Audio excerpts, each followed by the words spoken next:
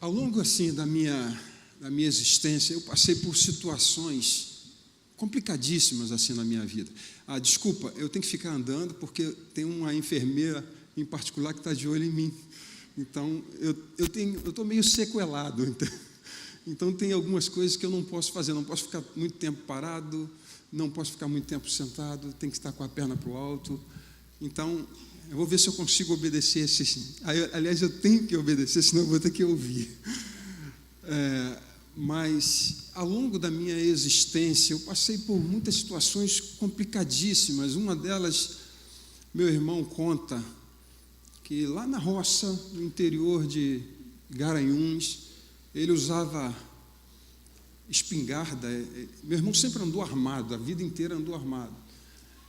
E ele estava carregando a espingarda dele, e aí estava travando, e ele virou o cano para trás e bateu. Quando ele bateu, a espingarda disparou, e de repente ele escuta um choro. Quando ele olha para trás, está um bebezinho chamado Júnior Paulino do lado, cheio de pólvora, e do lado um rombo.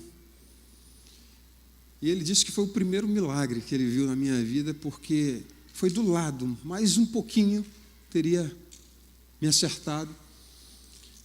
Foi assim, Zé? Eu só não sei qual a idade você tentou me matar, né? Mas essa foi minha primeira tentativa de homicídio, né? Aos 3 ou 4 anos, naquela mesma localidade, eu fui visitar a minha madrinha, uma fazenda, e tinha um açude. E eu estava tomando banho com as outras crianças e, de repente, chamaram a gente para almoçar, para comer alguma coisa. E eu fui dar o último mergulho. E o último mergulho que eu dei foi um pouco mais fundo e eu comecei a morrer afogado. A me afogar, melhor dizendo. E acho que houve um socorro rápido de outras crianças que estavam lá. De alguma forma, milagrosamente, elas me tiraram e eu sobrevivi.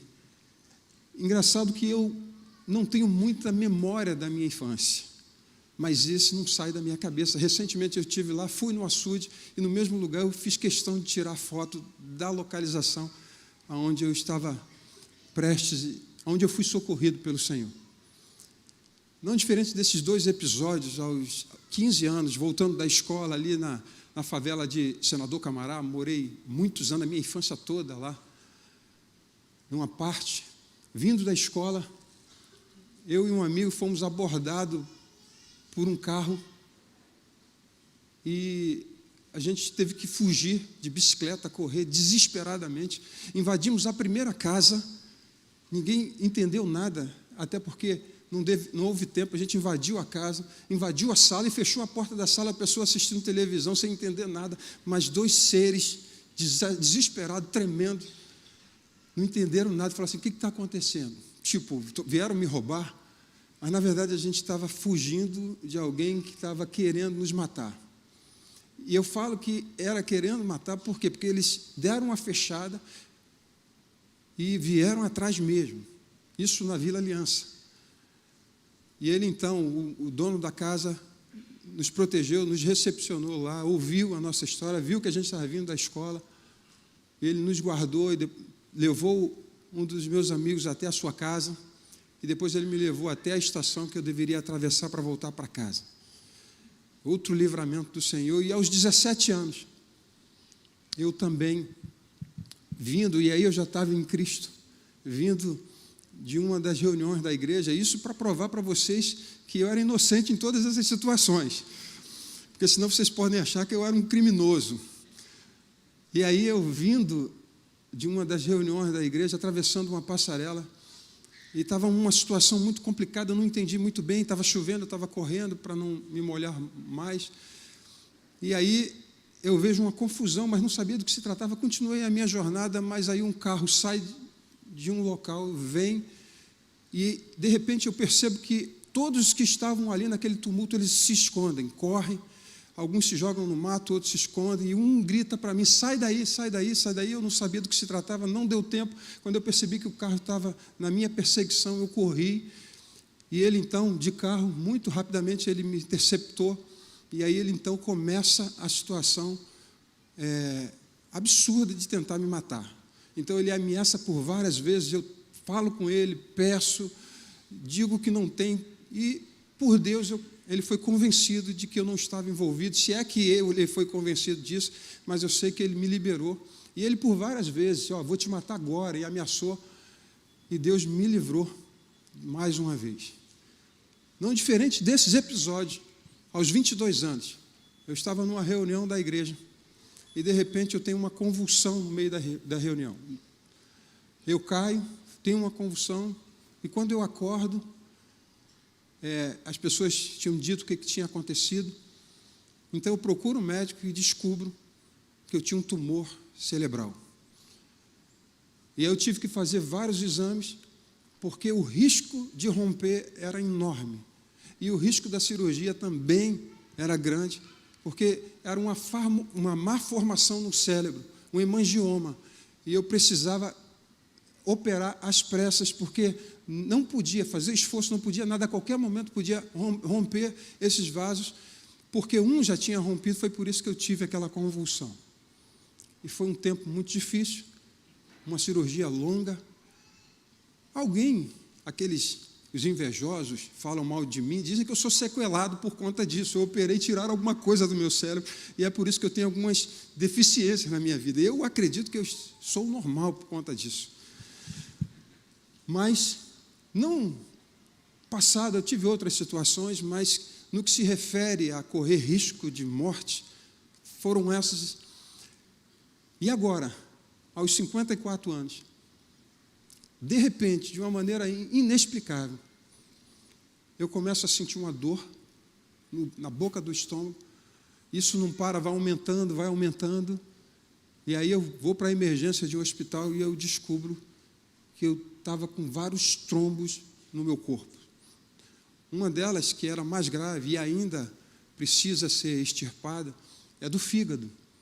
Estava interrompendo o vaso, e aí acabou afetando o fígado, o intestino e o baço. E depois, com outros exames, descobri que eu estava com outro trombo na perna.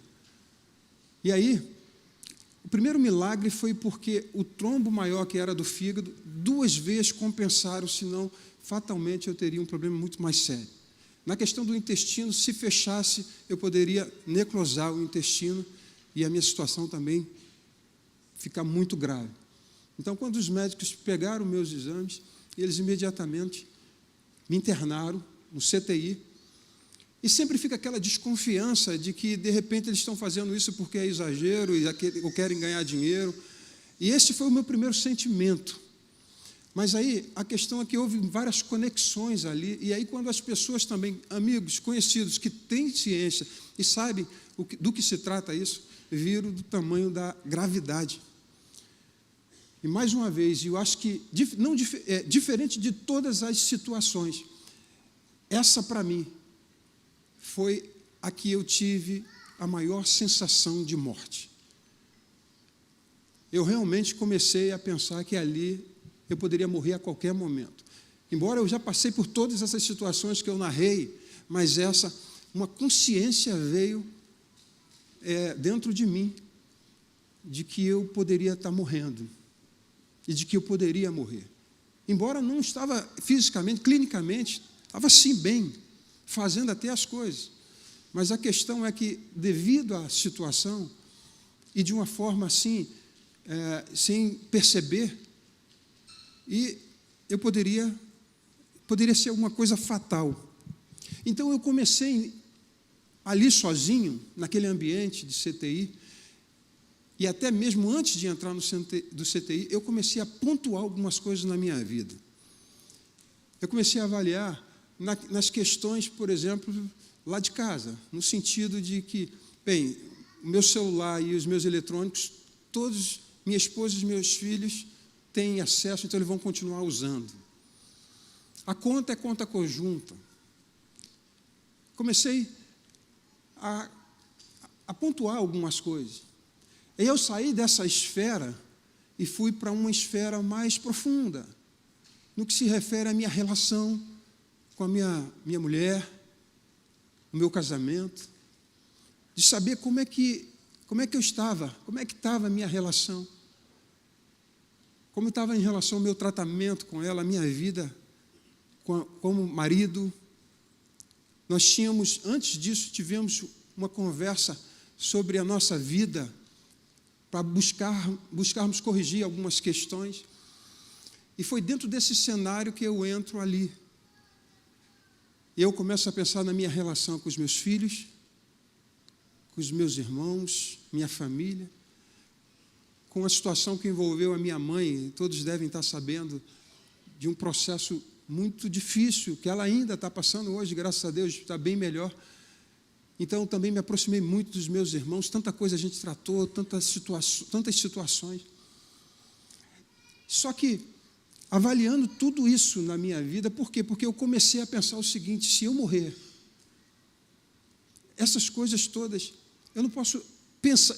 A minha questão toda de pensar nisso era saber qual era a minha condição. Não que eu fosse para o inferno, de que eu não iria estar na presença de que eu não estava na presença do Senhor, nada disso, mas eram questões que até então eu precisava tomar mais cuidados. Eu tinha começado a perceber de que questões que até então, em algum momento da minha vida, eu tinha mais facilidade, estava mais quebrantado. Por conta da minha vida no dia a dia, eu comecei a perceber que eu não estava tão sensível assim em muitas coisas. Eu percebi que havia mais dureza no meu coração quando eu tinha e cometia algum erro com a minha esposa, até para pedir perdão, que outrora era muito mais fácil por conta do quebrantamento. E essa avaliação, essa questão de você estar de fazer uma checagem, uma avaliação em relação à sua vida, começa a gerar um temor. E Deus não parou nessa situação apenas. Ele quis aprofundar esse tema. E aí Ele me trouxe para um contexto de avaliação em relação à minha vida com Deus. E eu comecei então a pensar de onde estavam as minhas lágrimas. Porque tinha coisas que na minha vida cristã já não eram tão comum assim. O meu amor pelos perdidos, pelas pessoas. São questões, e o meu amor pelo próprio Senhor. Porque muitas coisas que você acaba fazendo pelo hábito, pela questão do dia a dia, por causa de um trabalho também.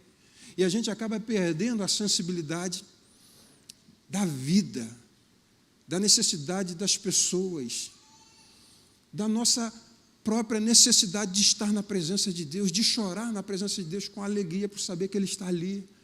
E a gente vai vivendo uma vida cristã muito rotineira, sem nenhuma perspectiva, porque acostumamos. Reuniões como essa, passamos a ver por conta de uma obrigação, de um compromisso, e não por conta de algo que faça com que valha a pena saber e é importante você estar em comunhão para adorar o Senhor. Então, isso tudo passou a figurar dentro desse contexto.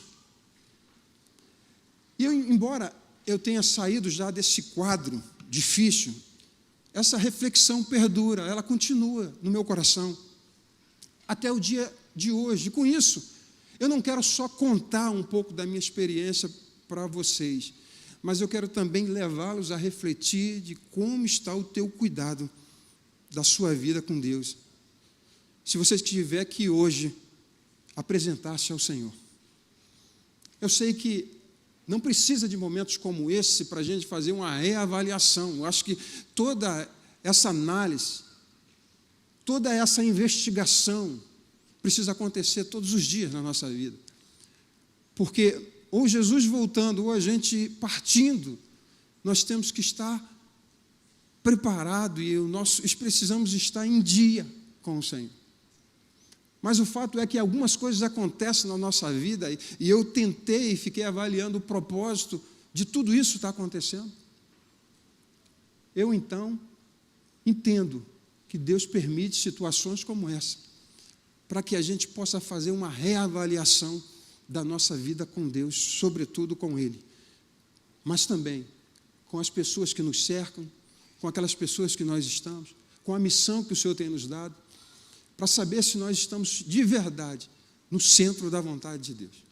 E isso tem sido, essa análise tem sido profunda, todos os dias que eu penso. E eu quero ler um texto com vocês. Eu vou ser breve, e de verdade eu vou ser breve, porque eu não posso ficar muito tempo em pé. Então, vocês foram poupados de uma reflexão longa, né? Então, por favor, abram aí em Provérbios, capítulo 4, versículo 23. Provérbios 4, versículo 23.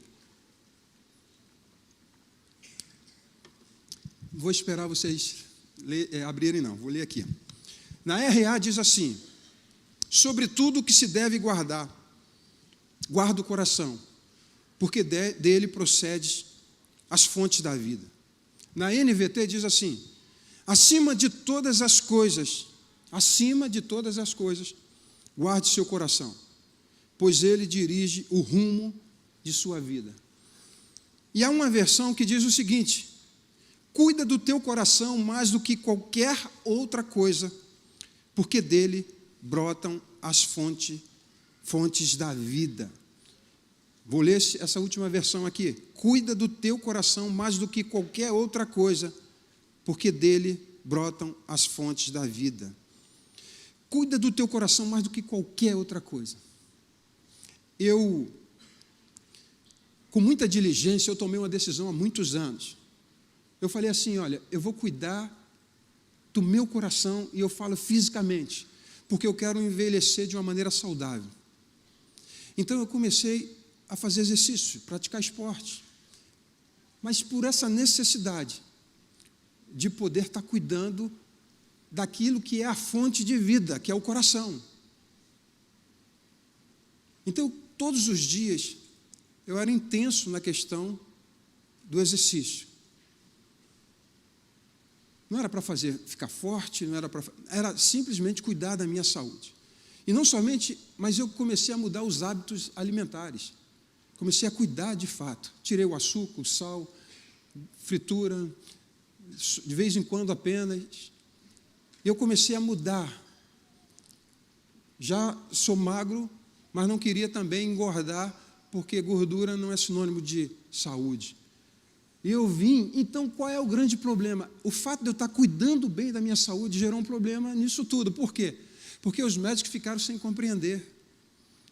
Porque perguntaram, você bebe, você fuma? Não. Você pratica esporte? Sim. E como é que é a tua alimentação? Falei, ele falou assim, cara, então não consigo compreender esse tipo de enfermidade em você. E aí vem Deus e diz assim, cuida, mais do que qualquer outra coisa, cuida do teu coração. Mas no sentido figurado, como metáfora, coração, na Bíblia, se refere ao espírito, se refere também à consciência, aos sentimentos, às vezes, mente. E o que o Senhor, nesse texto, estava dizendo é o seguinte, olha, cuida do teu coração, mais do que qualquer outra coisa. E naquele hospital, ninguém conseguia compreender, nem eu, o fato de eu estar cuidando muito bem do coração físico. E quando eu faço essa análise, essa investigação, eu não consigo achar. É como se eu não tivesse achado deficiência na minha preparação física, porque eu estava cuidando dela para não ter nenhum tipo de problemas de saúde. Embora eu sei que enquanto a gente vive aqui, não é isso, quem nos guarda é o Senhor. Entenda bem o que eu estou falando. Não estou dizendo que é isso que vai nos preservar, que isso não vai nos guardar, mas isso é a nossa parte que precisa ser feita. Só que quando eu olho e faço essa investigação, eu falo assim, poxa, eu tenho feito exercício todos os dias, eu tenho mudado a minha alimentação, mas quando eu vou para o coração espiritual, eu começo a ter uma percepção que nem tudo estava bem. Essa investigação começou a deixar em pauta muita coisa que precisava ser mudado, que precisava ser transformado em meio às circunstâncias da vida. Pensando nisso, meus irmãos, eu então comecei a temer mais. Isso gerou um temor, porque eu quero ser encontrado de uma maneira aprovada diante do Senhor. Persegui a maturidade em todas as áreas da minha vida. E, em meio a esse quadro, dentro dessa percepção, eu vi que eu precisava de verdade de um tempo como esse. Uma investigação como essa, para que eu não me perdesse futuramente em outras coisas. Decidi que naquilo que dependesse de mim, sim, eu envelheceria saudável, mas também, naquilo que depender de mim em relação à minha vida espiritual, eu tenho que estar saudável para estar diante do Senhor. E o Senhor, quando me chamou para essa conversa, foi exatamente para mostrar das coisas que eu precisava cuidar. Mais do que qualquer outra coisa da sua vida, você precisa cuidar do seu coração. Se você recebesse uma fortuna na sua casa e você tivesse que guardar, você iria procurar o lugar mais seguro para guardar essa fortuna. E o nosso coração, a Bíblia diz que é a fonte de vida, e ele está se referindo ao Espírito, ao nosso Espírito, é a fonte de vida, e o Espírito de Deus mora no nosso Espírito. E eu não posso cuidar de outra coisa, mais do que da minha vida espiritual. Vocês estão me entendendo? Amém? Bem, agora por quê? Porque guardar significa cuidar, vigiar, proteger com a máxima diligência, maior cuidado, mais do que qualquer outras coisas. Mas por quê? Porque o coração é a fonte de vida. Tudo que somos, que fazemos, surge do nosso coração. É onde brota tudo que pensamos e sentimos, tudo que falamos, tudo que fazemos, os sentimentos, atitudes, palavras, condutas, ações, tudo vem daí do coração. Desse coração que o próprio Senhor fala que ele é enganoso, que só o Senhor conhece.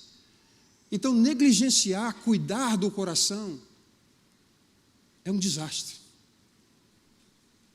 Precisamos, de fato, ter toda a atenção acerca disso. E eu quero levá-los a pensar exatamente nisso. Você tem cuidado, você tem guardado o teu coração mais do que qualquer outra coisa? Reflita isso na sua vida, porque tem coisas no nosso dia a dia que nós acostumamos de tal maneira que já não nos afeta mais. A nossa vida não nos afeta. E a gente segue. E Jesus é muito forte quando ele declara aos fariseus que eles estavam apegados a rituais, eles estavam preocupados que os discípulos de Jesus não lavavam suas mãos na hora da refeição. E Jesus, então, disse que o que contamina o homem não é o que sai, não é o que entra, mas é o que sai, porque o que sai vem do coração. Os pensamentos, os adultérios, a fornicação, homicídios, furtos, malícias, maldades, a lascívia, a maledicência, a soberba, a insensatez, tudo isso, todas essas maldades saem de dentro e contaminam o homem. Isso tudo.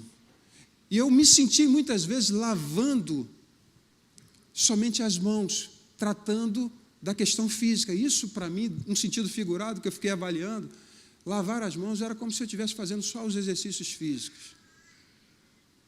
Mas o que contaminava e o que contamina, que está dentro, é que eu precisava ter mais cuidado, mais atenção.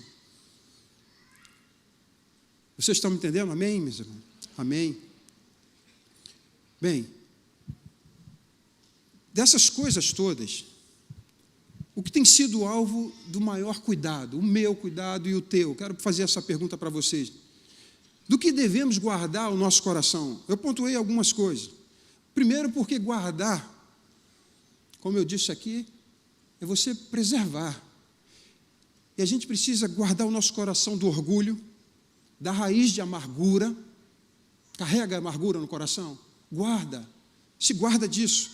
do amor ao dinheiro, que isso pode te levar para um desvio, das intenções, das impurezas, do pecado que tenazmente nos assedia, guardar o nosso coração da falta de perdão, porque muitas vezes, por sermos feridos, nós não temos e não queremos perdoar, dos rancores, guardar o coração da destemperança, da hipocrisia e da fé fingida. E eu quero encerrar falando sobre a questão da fé fingida, porque isso saltou muito forte na minha vida, ouvindo o Imitian falando sobre esse assunto. E aí a questão é, 1 Timóteo capítulo 1, versículo 18, diz assim: Timóteo, meu filho, estas são as minhas instruções para você, com base nas palavras proféticas ditas tempos atrás a teu respeito, que elas o ajudem a lutar o bom combate.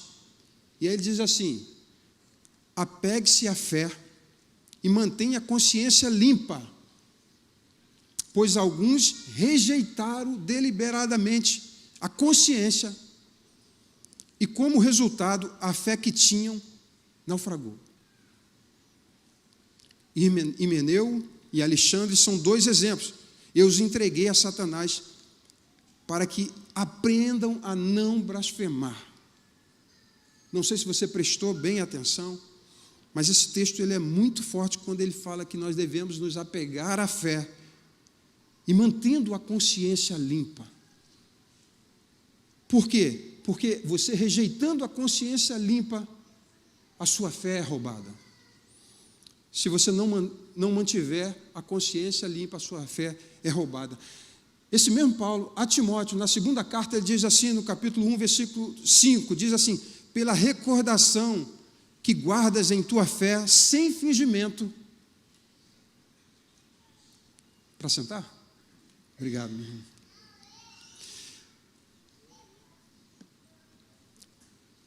Pela recordação que guardas da tua fé sem fingimento, a mesma que primeiramente habitou em tua avó, Lóide, e em tua mãe, Eunice, eu estou certo de que também em ti.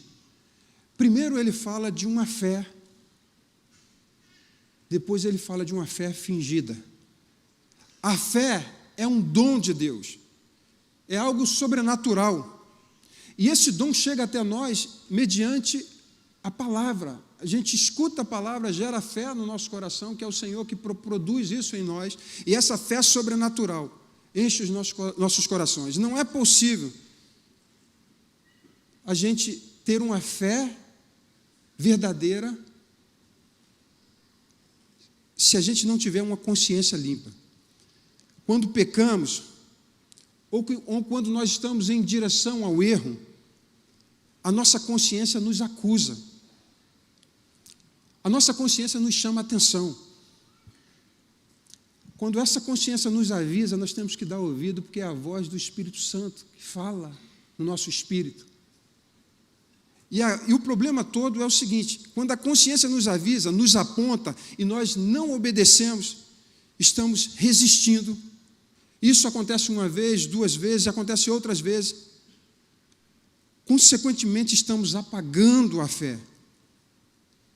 E chega um momento que já não há mais como crer naquilo que a gente fala. Então, estamos agora vivendo uma fé fingida. E pouco a pouco a gente acaba entrando na hipocrisia. A situação é assim. Às vezes, essa sensibilidade acaba, e essa fé sobrenatural que está em nós, ela é mantida pela consciência limpa, uma consciência pura. Essas impurezas da vida, das nossas carnalidades que vão surgindo, nós vamos aderindo, vamos absorvendo essas impurezas, e a nossa consciência fica impura. E por não dar ouvido à voz do Espírito Santo que fala conosco, apagamos essa fé. E o que precisamos manter diante das pessoas? Uma fé fingida, onde as pessoas acham que você está bem, mas na verdade é uma vida que não está bem. fingimento dá origem à hipocrisia. E então começa a máscara no nosso dia a dia. E o fato é que esse confronto nem sempre acontece, porque estamos tão insensíveis à voz do Espírito Santo, que às vezes a forma de Deus nos tratar é gritar. E às vezes grita com alguma coisa como essa que acontece. Não significa que sempre vai acontecer isso.